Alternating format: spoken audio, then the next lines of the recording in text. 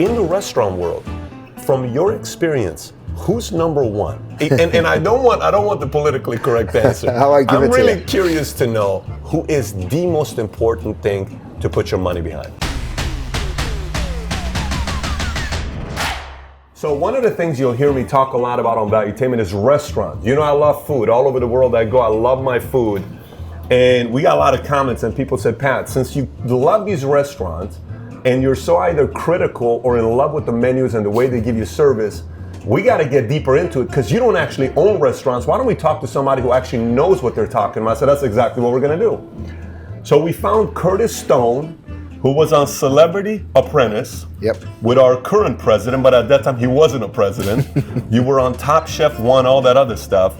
And now you run 2 restaurants here, Maude as well as Gwen, which we're gonna get into the story of that. So having said that, if we're gonna talk to anybody, we're gonna talk to a pro, and we have a celebrity chef here, Curtis Stone, brother. Good to see you, Thank you for making the time to get together with us, AKA the Quiet Terminator is what you're known for, right? So I'm always looking at restaurants that I go to. I pay attention to how they treat you, menus, how they set it up. The different, like Seasons 52 in Dallas, they do, you know, every 3 months they change. As the season changes, the menu changes, and then you have the typical ones that you go to. So I want to go into customer service, customer experience, but before doing that, why don't you first tell us about the 2 restaurants you have right now in LA with Maude and Gwen and the story behind it. Sure. So Maude was the first one I opened. It's about nearly 5 years ago now. I took a little break from restaurants actually. I worked my whole life as a young chef in great restaurants. I moved to Europe and worked there for 10 years or so. And then I got asked to do a TV show,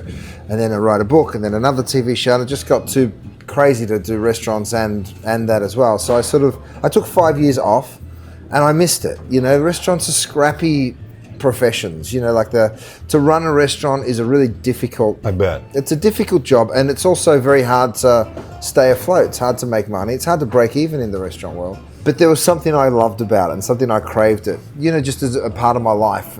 I missed it. So I decided to open my first one, which was Maude 5 years ago. And it was a tiny little place, and I thought if I'm going to spend that much time in one little building, I want it to feel special to me. So I sort of started thinking about all the things that were special in my life. And my grandma was one of those things. She was one of the first people that ever got me interested in food. Your grandma did? My grandma did, How old were you at the time when you were interested? I was probably 5. Yeah, I was that young. Early? Yeah. Wow. Really young. She was from Yorkshire, the northern part of England, and she used to make this delicious sugary fudge. All kids like something sweet, right? And I was no exception. So I used to go to her house and I'd be like, Grandma, is there fudge in the fridge? And if there wasn't, we'd make it together. So that was sort of my very first time in the kitchen was with her. And she was a good old duck, my granny. She taught me how to play tennis. She taught me how to play cards. She was very funny, and she was a big influence on me. Wow, So, grandma. yeah. So I decided to name the restaurant after her. She was also the most religious one in our family. So I thought if anyone can help me from up there, it's her. So I named it after her. And then... now she moved from UK to Australia? She did, okay. Yeah, she moved when she was young, 5 or 6 Got it. years old. So she grew up as an Aussie, but she always had like a tiny bit of an English accent, which was fun. And then we're sitting in Gwen right now. This is the second restaurant. This is a joint venture with my brother, actually. So we sort of had spoken about doing something together for a long time, and we decided we'd eventually do something. I convinced him to move his family over here to Los Angeles, and we said, well, you know, what's something we love, and we sort of got talking about that, and we wanted to open a European style butcher shop with a fine dining restaurant off the back of it. And we were talking, and we were like, you know, well, we can't only represent one side of the family, we have to do both. So Gwen was my other, she was my nan, my other granny, and so here we are in... So no one's upset, but both sides, right. You're representing somebody. That's right. That's interesting. Okay. So now, having said that, your brother is now partners with you on this one. You got Maude going on as well. So Celebrity Apprentice, when you did that, how was that entire experience for you? Was that the first time when it was kind of coming up for you? Were you making a name for yourself nationally, or had you already been established prior to that? It was a funny time for me, to be honest with you. It was just after the GFC. I moved to America to do a TV show. I did a few of them. I wrote a few books. And then I'd sort of built a business. I had half a dozen employees. Well, not half a dozen, but 3 or 4. Here or here in the US. Okay, got it. And then the GFC hit, and all my commercial partners disappeared. and I didn't have a TV show at that time. I'd just finished a show and they were about to commission a new one, and then that sort of got put on the back burner. So I was suddenly unemployed, but with a staff, right? It's the worst way to be unemployed. No customers, no revenue. But you got to pay them salary. Right, and you got to pay everyone. And I got asked to do Celebrity Apprentice the year prior, and I turned it down because I'm a chef. Why would I be on The Apprentice? But the next time I got asked, I was like, you know what? I've got to do something. Business is bad. I've got to try and rekindle things a little bit. So I decided to do it, but I was very skeptical. I wasn't looking forward to it. I got up there to New York and I found out who the other people were, and they're all mad. Brett Michaels, Cyndi Lauper, Sharon Osbourne, Blagojevich, the governor who's now in prison from Illinois. And I walked into this room and I thought to myself, I'm the only normal person in here. And I was thinking, what a mistake. But, we started the show, and then of course you meet Trump, and you start the show and he literally gives you a game, right? And as adults, I didn't have kids at that time. When you have kids, you get to play again. But as adults, you don't get to play games very often. Interesting. Right? Yeah. So we played a game with a bunch of nut jobs every single day, and it was so fun. I was there for over a month, and I really enjoyed it. Wow. It was the way these people's brains work, very creative, and it was very interesting. So Who was the most interesting character? I mean, Brett Michaels was just a fascinating Yes. dude, and I got along really well with him, and I didn't really expect to. Bill Goldberg was another guy. He was in there, the ex-wrestler. We got along well. I work out with him. He'd slap me around here and there. So Now, how big is he? Is he actually really? Is he he's as a big big as dude. Yeah, he's a big dude, That's what and I he's hear. strong. Like we'd go into the gym together, and he'd lift 4 times what I could lift. It was fun working out with him. And then how was Trump with that whole experience? Because this is pre-presidency. There's no politics. It's just regular celebrity Trump. Trump was like a very interesting character, right? Even then, so it doesn't matter. I mean, when someone's not saying I want to be the president of the country, then you have no, you don't mind having crazy people in your world. You don't mind having someone that's, loose and this big personality like he is.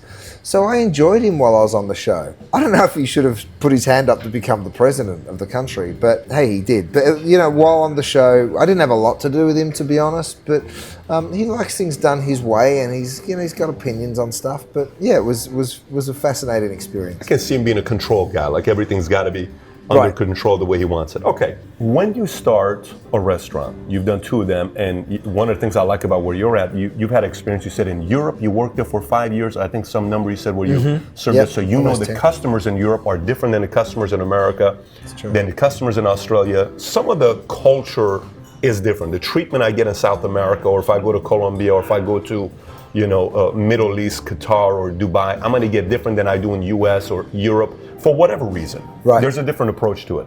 But when you look at customer service and customer experience, and you have worked as a person behind closed doors, and you have worked as your own restaurant that's representing your grandmother, I mean, these are people that mean a lot to you, so you want to protect those names. What is on your mind to give me, the customer, whoever that's coming in, a good customer service and a good customer experience?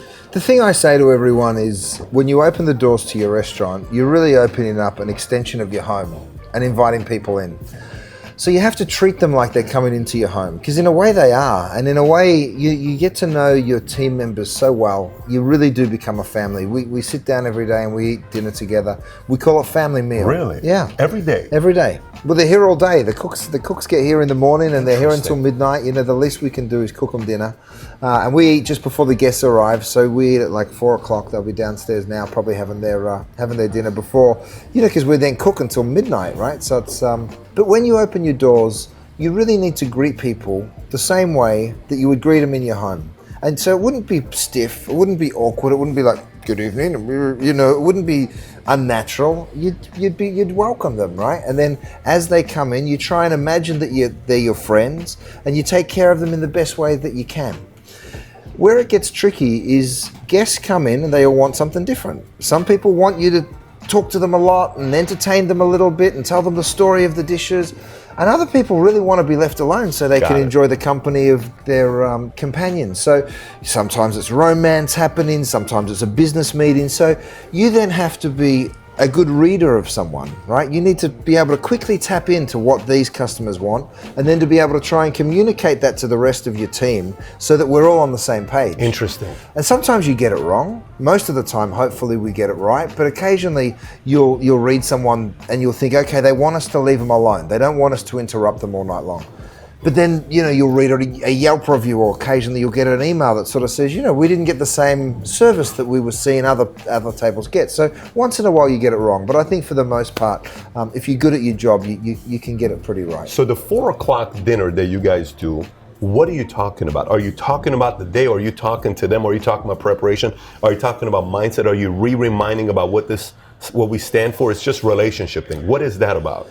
We don't do any work during our dinner. So what we do is we put it out, everyone comes and gets a plate, doesn't matter who you are, if you're a dishwasher or you're a chef, or we all sit down together. That's just a time to connect with one another. And I love seeing the cook sitting with the front of house and the kitchen porters working with, the maitre d's. And I like to see mixed tables because then you're all connecting with one another. Because if you care about each other, you'll back each other up, right? You'll become a really good teammate. Then what we do is we have what we call a pre-service or a pre-shift. So just before the guests arrive, we come up into this room actually, and we stand together, and then we run through our night. So we talk about what guests are coming in. We keep notes on our guests, so when guests dine with us, we'll keep a history on them. Like a be-back, if a be-back's coming back. Right, exactly. So what do you say about that? Like you say, tonight we have the Johnson family coming here. Exactly. Then what do you say after that? We'll say what they drank last time they were in. Maybe she was a lover of white burgundy, or talk about what water preferences they have. They preferred still or sparkling. Just so we're specific details. Specific details about the guests. Do you adjust your waiter or waitress to the customer, or it doesn't matter? If I'm sectioned off, this is section A, B, C, D. No matter what, if I sit in A, I'm getting A, which is Christine. Or if I am always good with Larry, you give me Larry, even though if I'm sitting in section A. We'll have certain regular guests that we know what they like. They might like to sit in a certain section of the restaurant, or they might like a particular server that they've had in the past. So we will try and even tailor that make detail. it. Yeah. Interesting. And then we run through a variety of things, like, on certain nights you'll have guests arrive in a big pack. So between 7 and 7:15, you might have 30 guests coming through the front door. So we'll sort of help prepare our team for that. When that's coming, this is how we're going to handle it. We've got to get some of those checks in as quickly as we can so that they don't come all at once to the kitchen, because then everyone's waiting for their food. So we try and structure the evening in as best way as we can.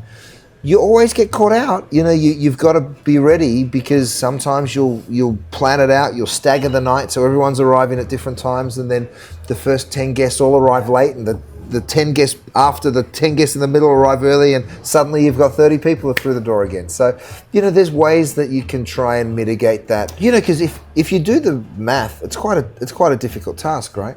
Let's say 30 people get ordered into the kitchen within 5 minutes, which can happen. And that's only 4 or 5 tables, right? There's a server up here, there's a server down there, there's a couple downstairs. They're not all seeing what everybody else is doing, and then they all hit the computer at the same time and put the checks in. So I get 30 covers at once in the kitchen.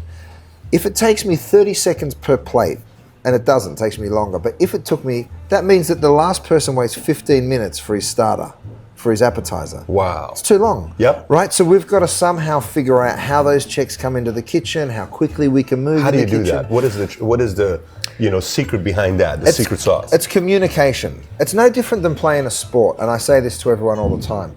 If you look at a good soccer player, he's running down the field and he's got control of the ball, but he's looking at what's going on. He's not looking at the ball as he kicks it, right? Because you have to be a part of a team. It's the exact same thing in a restaurant. If you're a captain, or if you're the one taking the order, you need to be doing your job, but also keeping your peripheral vision totally open and seeing what he's doing and asking a quick question. Run downstairs and just, I noticed a bunch of people came in at once up here. I wonder if it's the same down there. So you sort of, those lines of communication need to be really wide open. Interesting. So what is and by the way, we're going to come back to the soccer analogy you made. So the difference between Maude and the difference between Gwen. Yep. Because that's not the same product base, the philosophy's different, the story's different, right? So what is the biggest difference between those two restaurants? So Maude is, I hate saying it's a special occasion restaurant, because I want people to feel like they can come regularly, and we do have a bunch of regulars down there. But it's a type of experience, we serve 9 or 10 courses per menu. We change the menu 4 times a year. It always revolves around a wine region. We 4 times a year, and I heard you used to do it once a month for 5 years, which is insanity. It really was crazy, but it was good fun because we're constantly having to develop and challenge ourselves. And imagine, on the first of the month, you implement a new menu, right? It takes a few days to get everybody knowing exactly what they're supposed to be doing. And then you've got a couple of weeks to develop the new menu because you've got to present it to the wine team so they can taste it and then choose the wine. They've got to special order wine and buy stuff at auction and get it all together in time for the new menu, which starts on the first of the next month. So the pressures. It was crazy, yeah. And now I'm taking the whole team to the wine region. We went, we learnt, we ate, we drank, we examined the culture, and then we sort of try and bring all of those influences back and make a cohesive 10-course tasting menu. So yeah, it's good fun, you know, like the guys that work down there really love it. It's detailed, so the food's really detailed, it's elevated, we put lots of effort into each plate that we do. It sounds easy, right, a 24-seat restaurant. We turn those tables, so we actually do 48 covers a night. And because we serve 10 courses, it means that 48 covers by the 10 dishes, that's 480 plates of food that have to leave a kitchen within a 3 or 4 hour window. And we also pour wines to pair. So it also means that we pour 480 wines that night, which means that we wash 480 glasses, we polish 480 glasses, we restock those 480 glasses back into the shelf so that they can be marked different shaped flutes, different shaped stemware for every single wine that we pour. That detail is something that you're either attracted to or you think it's too fussy. You know, like we try and keep it as light and we call it fine dining without all the fluff, because we try not to talk down to our guests. We try to make it a fun experience, but it is still people will sit down, they're there for a few hours. So that's that. And then this model here with Gwen? This model here is built solely around the butcher shop. So we have the best protein from anywhere in the world. We buy Wagyu beef from Australia. We have grass-fed lamb coming from Northern California. We buy grain-fed beef from the middle of the country. So we buy game from Scotland when it's in season. So we really try and focus on this incredible protein. And then our attitude towards it is fire. So we sat around and we're like, what do we want this to be? And what we came up with was primitive elegance. And primitive is the way we cook it, right? So, but we want to serve it with real elegance. And to me, you can think about all the technology that you can use in a kitchen, but if you cook a steak over a fire and the embers are just right and you've cooked it over the right kind of wood and you've got that hint of smokiness, I know we've been doing it for centuries, but it's so incredible when you get it right, and that's what we try to do. Well, I agree with you on my end as the eater. You know, I want to make sure you get it right. So, okay. So now let's talk a little bit more about team base. Okay. So when I look at, you said soccer, right? Okay. So a good team that wins a championship, they won the World Cup. You got a coach, you got offense, you got defense, you got a goalie. In the restaurant world, and I know the typical answer is, well, it's a team environment, this is who's the most important, everybody's important, and I know that's the politically right answer to give, that you want to not undermine anybody in the restaurant. But if I am an investor, and I'm saying, look, I want to, like the other day I'm talking to a restaurant in Dallas, it's called Texas de Brazil, and it's Brazilian steakhouse, but Texas, they do a great job, and I asked the owner, what does it cost to do something with you? He says, we just did one in Houston, $7 million. This is how it is. Here's how the investors come. This is how much it costs. He showed me the entire math behind it. Right. Great. But if I have the money and you and I team up together and it's your money and my money, and you're not thinking like the chef right now, you're thinking like the business person because you've been all over it. Who plays the most important role to put my money around? In basketball, you could say you got to build around a center. You got to build around a shooting guard, a point guard. You got to build a team around a solid goalie or a coach and to attract the players. I want to play for a coach. In the restaurant world, from your experience, who's number one? And I don't want the politically correct answer. I'm really curious to know who is the most important thing to put your money behind. I've just got to check my brother's downstairs because he's my older brother and he's the maitre d', right? So he runs the front of house, I run the back of house.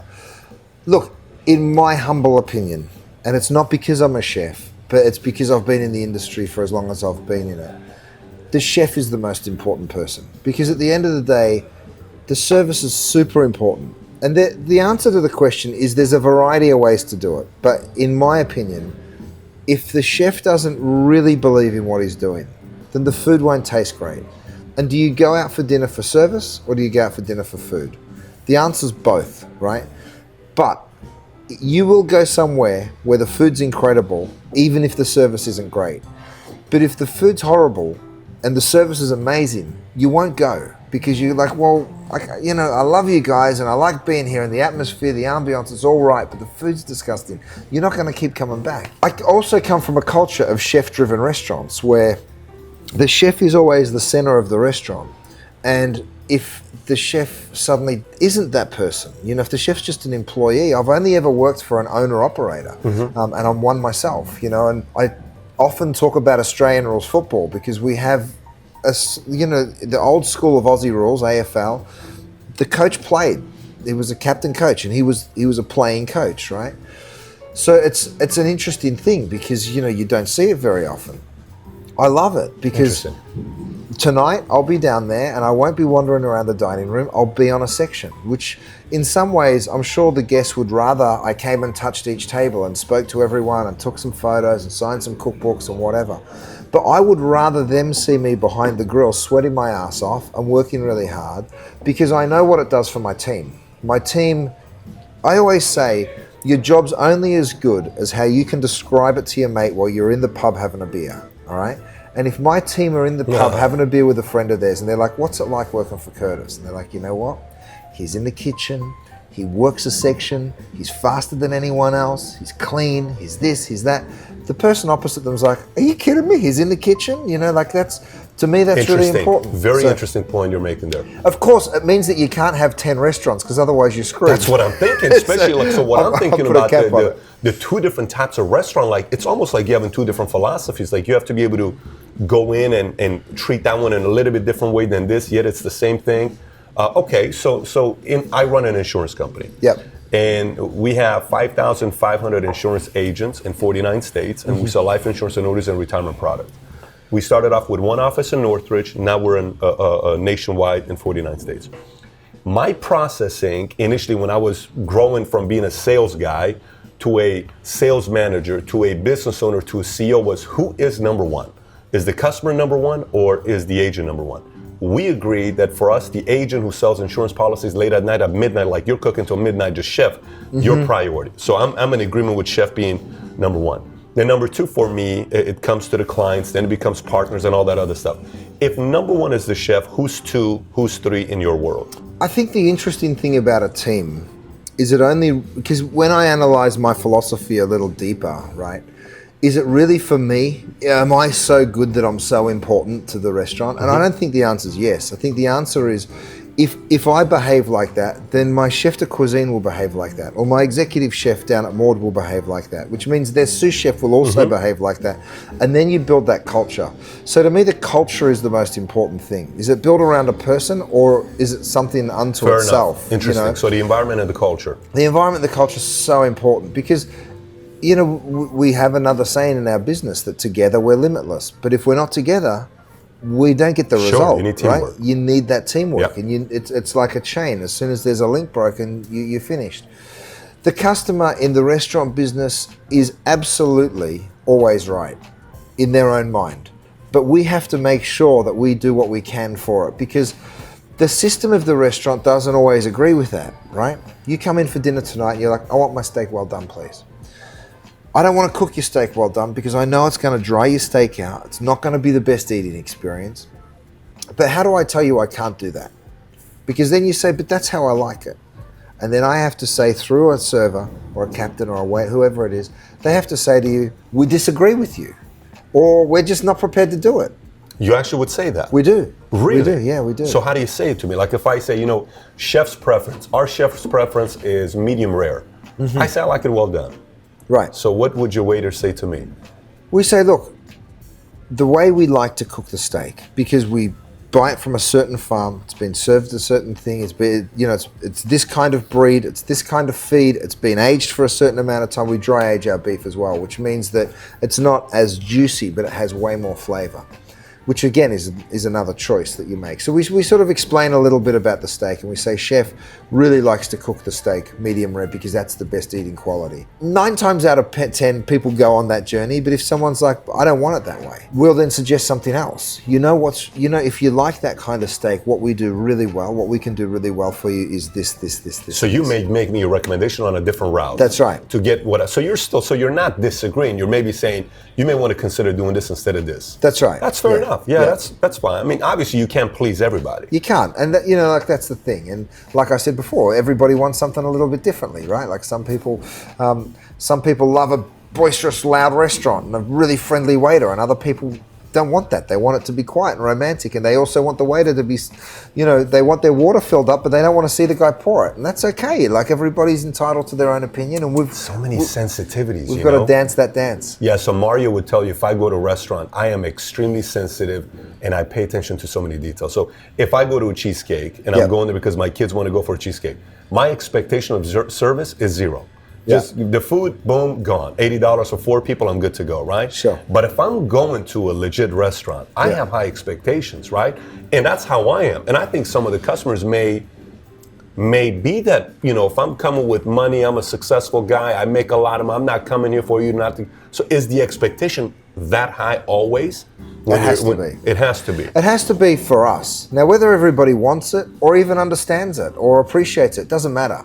We just have to have our standards super high. So that another thing we say in here is never be ashamed of having high standards. There's nothing wrong with it. You should be proud of it. You see our guys over there, we have towels that come into the kitchen. They come in a big bag, and we could just empty them into a towel bin and grab one. But we don't. We fold them. We fold the towels. Everybody gets a little stack of towels before we start service. Yeah. Okay. Because I think if you have a system in place for everything, then you get used to there being a system in place. The system can't be, I don't know, I'm not sure. It's over there. There has to be a system. Yeah. So then when somebody asks you a question like, where does the salt go? There's an answer to that. Not just chuck it down there, or I don't know, just put it in the corner. No, there's a place for it. It has to live somewhere, so we all know where to go to get salt. So I got a follow-up question for you. So movies have done a very great job presenting chefs as very normal, nice people behind closed doors. Obviously, I'm being very sarcastic, right? What was the name of the movie with Bradley Cooper, which was Burnt. Burnt. Okay, and then you have the other one with Jon Favreau, the chef, right, where the critic comes and eventually they become partners. So, you're in front of the camera. Right. If we turn the cameras around and you're behind the camera, is Curtis Stone in the kitchen or behind closed doors? Or maybe some other ones?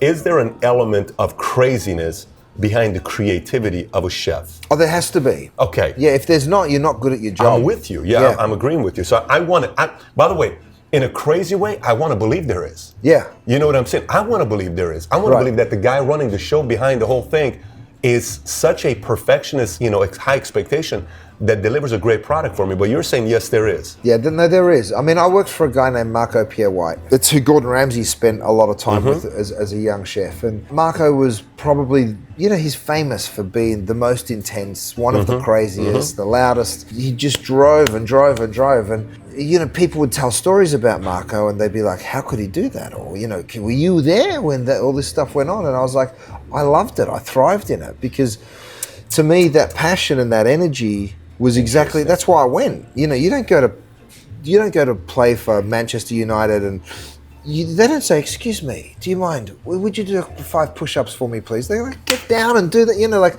They push you hard, they train you hard, and they make you good. So there's a reason for everything, right? There's a reason to work in a great restaurant. There's also a reason to go up the road and work in a cafe, and maybe that reason's the conditions or the easy life or the lack, not too intense. You come work somewhere intense because you want intensity, So and that's what we are. So now you're married. Right, Yeah. so you married a person that we used to watch from 90210. Is it Lindsay? That's Lindsay right, yeah. Price? Because to us it's 90210. And I grew up in that era. We grew up watching 90210. I remember. What was the other one? 90210, Melrose Place, right? Melrose Place That's came right. after 90210. So now you're married, and you said you have kids, right? So you have kids. You have at one point you were doing this, and you weren't married. You don't have kids, and you said you're going to be till 12 o'clock tonight. Right. So I run a business and I work some crazy hours, Yeah. right? So what did you and your wife have to talk about for there to be understanding to know, look, this is my life, like this is what I do. Right. Was that a conversation you guys had prior to, wanting to build a family together for her to know that your life's going to be a little bit of craziness? Absolutely, and it has to be an agreement. It has to be a decision that you come to together. And I don't think you can have an ego in it. Because I wasn't in the restaurant business. I met her before I was in the restaurant business. I mean, obviously I'd worked my whole life in restaurants, but I met her in that break when I was doing a bit of television and whatever. Got it. I sat down with her and I was like, look, I want to do it, but here's what it means. Like it's not like I'm going to do an appearance somewhere and I won't be home till tomorrow. It's like night after night after night. It's a different lifestyle. And she was really supportive of it. And she sort of said, look, she's an artist and she's an actor. And she said, I couldn't live with myself if I told you couldn't do what you want to do, because I want to do what I want to do too, artistically, and I want you to support me as well. So we walked into it together, and under the understanding that it wouldn't be forever. I'm not going to be in the restaurant business when I'm 70 years old. I've got a finite amount of time to do it, and I want to do it, and I want to do it to the best of my ability. And we remind each other often of that conversation. When I say we remind each other, I occasionally remind her of that conversation. That's cool. Well, that's at least you're being sincere and authentic about it, But you know what? When she calls me and she says, hey, listen, there's a pilot, I'm going for it. If you say yes, but if I get the job, I shoot in Austin. Are you in? And I've never said no. And I don't know how we do it. And and she's like, but how? And I'm like, don't worry about how. We'll figure it out. We'll do it. You want to take that job in Toronto? I'm in. And meanwhile, I'm like, please don't get the job in Toronto. So it's a two-way highway. Both of you guys are working with each other on that. Okay. Yeah. So let's talk about the money part. Like, I'm always curious. I did a video the other day. I said, why we pay $60 for a $10 steak, right? Yeah. So, and I make my point behind why we pay $60 for a $10 steak. I can buy it from the same place and they get it from here. And I have a friend who owns Rafi's Place, and I don't know if you're familiar with Rafi's Place in Glendale, the Mediterranean, Middle Eastern restaurant. Yeah, it's great. And they do very well. And so I'm just fascinated by everything with the business aspect of restaurants. Not that I'm trying to get into it. I'm just really curious about it. So on the business side of it, how do you figure out pricing? Like, you sit there and is it something where it's, we paid $25 for this, whatever it is. Okay, so our margins have to be 40%. So if this is 25, I have to sell it for 75, and that 50 I have in here, out of that 50, 35 of it is going to cover our entire cost. 15 is going to be profit. Is there a whole math behind? There is. Square footage, this is what I'm paying. So there is a math behind it as well. Yeah, for sure. So, and it's real simple. Your food cost should be somewhere in the vicinity of 30%, meaning your GP's 70, right? So your food cost should be there. Your labor should be somewhere around 35 to 40. You're quickly at 70. Yep. Your CAM costs are going to be somewhere around 15%. Wow, you're dealing with a 15% CAM cost. So shit. depends where you are, right? Like, we have one restaurant in Beverly Hills and the other one's on Sunset Boulevard in Hollywood. You've got expensive rent, and you also have to try and figure out how much you're going to spend and then how you amortize those costs back. So if you spend $5 million, you mentioned $7 million before about your friend's restaurant. If you spend $7 million on something, you have to figure out, well, what's the lifespan of this restaurant? Conservatively, is it 10 years? Is it 30 years? Is it 5 years? I don't want to invest in something that I think is going to be around 30 years, because there ain't many of them that make it. So 10 years is good. That, by the way, how do you think? Because as an investor, a guy came up to me the other day and he says, Ezekiel Elliott, the running back of Cowboys, I'm in Dallas. He wants to open up a restaurant and they're looking for this deal. It's $6 million. Do you want to come in for $2 million? So I'm like, okay. Then in my mind, before I even said yes, nor let me look at the numbers, first thing I said, you know what? How many specialty restaurants are around? I'm not talking about Capital Grill. I'm not talking about Ruth Chris. I'm not talking about, even a Crustaceans that's a On Family and the story they have behind it, or Maestro's. I'm talking about how many restaurants you see that's a one-off, comes and gone in 4 years. What happened to my $6 million, the $2 million I put in? So the math behind it, Are investors going in knowing, like, do you sell it as this is going to be a 5-year restaurant? In the next 5 years, your $2 million is going to probably make you $3.5 million. So I'm giving you a 75% return in 5 years if we do this. Does it go into count like that? Or? It usually does. Restaurants are way too personal for me, so I don't have any investors. It's all my money. I made that decision early on, and we took a small bite with a small restaurant, 1,200 square feet. More. By the way, few people do that. You're not common. No, you'd be surprised. Virtually none, for a good reason. It's not easy. You know, to me, it was so important to get it right and to give such a great product. I never wanted to have to sit at a table with a bunch of people and say, I promised you something and now I'm going to renege on it. You know, so to me it was way more personal. Different businesses, sure, I'd take on partners, but for the restaurant business, no. So you make me, just so you know, when I come here, you make me, in my mind, think about that how important is it going to be for you to come through 100% because this is your name on the line, your money on the line. Right. This isn't if, hey, I just lost 600,000, you're going to lose a lot of it. Okay. And restaurants turn over a fair bit of money. You know, we turn over a lot of money. But like I just went through it with you, and that's the optimum goal. Fine dining restaurants, they can get to 35, 37% food cost. Your labor can get to 45, 50% labor. And then you quickly saying, you ain't got a lot left, right? So then you have your CAM costs. They're always going to be around 15%, as long as you did your deals properly and you keep your revenue strong. So, like, you know, there's nothing left. You know, so you've got to be crafty. You've got to be scrappy in this business, or you don't make it. Are you counting that as well? Are you counting the bar part of it as well? So absolutely. That's part of the whole 30, 35, and 15. Interesting. Okay. So last but not least, a couple fun questions here for you. Yourself with restaurants. I'm assuming you don't just eat here, right? You're going to go to other places. Oh, for sure. Okay. Yeah. So a couple things. One, what do you look for? Two, who do you like today? So let's start off with what do you look for? You go into a restaurant, you got to be very critical. The other day I'm in Breckenridge last week. We're snowing and snowboard. I'm trying to snowboard. My wife is skiing. And this lady sitting next to us with her husband, I start talking to them. And I said, what do you do? She says, I'm a dentist. Okay, right. So that's cool. I said, do you look at everybody? And when you look at them, you automatically go like this. She says, I hate to say it, I do. I said, so what do you look for? Do you look for it being off? She says, no, I just look for it to see the color of it. Is that right? Yeah, that's what she said. I'm like, that's interesting. So you look at the color of the teeth as a dentist. Yourself, you go to a restaurant, you've been on the front end, back end, finance end, what are you looking for? Look, it depends where I am. We went skiing in Mammoth with our kids, and I don't know anyone up there. I don't know any of the chefs. I don't know any of the restaurants. So you wander around. In some ways, I sort of think, okay, I'm in a ski resort. What kind of chefs? Like, it's hard for me to get great chefs here in LA that want to come work for me. I have no idea how hard it is to be up in a ski field where you do very little business for 9 months of the year or 6 months of the year, and then you get slammed. What a point. And then, you know, like that to me is going to be really difficult to run that operation. So I sort of look for something that is a little foolproof, you know, like a steakhouse is a good example. It's not that hard to fry some potatoes and cook a nice steak. But if you go somewhere that's doing slowly cooked rabbit with a blah, blah, blah, you know, because us as chefs, we get a little above ourselves sometimes and we try and do more than we should. So I always try and pull it back. And, you know, even in a place, you can go to a restaurant, they can have all this stuff, some of it exotic. If I look around and I'm like, yeah, this is a pretty simple joint. I'm going to have a steak and a couple of sides. So do you find yourself being more understanding? Like, let's just say your wife says, I cannot believe they took such a long time and this doesn't take. Do you find yourself being more understanding? Like, babe, listen, you don't know what happened.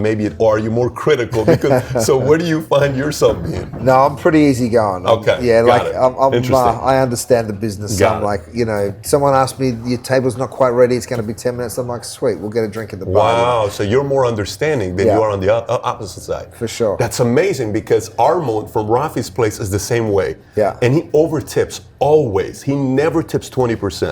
You know, he says, you don't know what these guys go through. I'm always a 30% to 50% tip guy. Wow. That he gives. I can't even believe him. He says, because I should send him over here. Armand, if you're watching this, you got to come and eat over here at Maude and at Gwen's. So last but not least, your restaurants. What do you look for? You know, you go to a restaurant. Like, what's your favorite restaurants right now that maybe you've been to that you say, these guys deliver? You know, I was just in San Francisco. I went to Dominique Cren's restaurant, Atelier Cren.